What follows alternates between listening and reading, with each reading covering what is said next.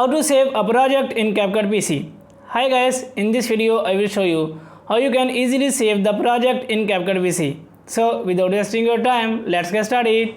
So to save a project in CapCut, first of all you can see I have this project and I want to save my project.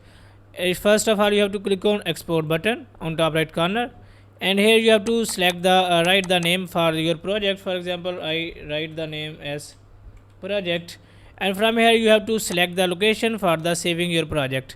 For example, I want to select on desktop and click on select folder, and here you have to select the resolution for your video. You can select 480p, 720p, 1080p or so on.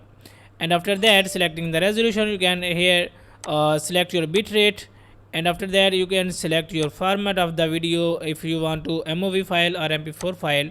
And after that you can select here frame rate according to your choice, and after that click on export, and it takes some time according to the length of your video and the quality of your video. So guys, in this way you can easily export or save a project in CapCut.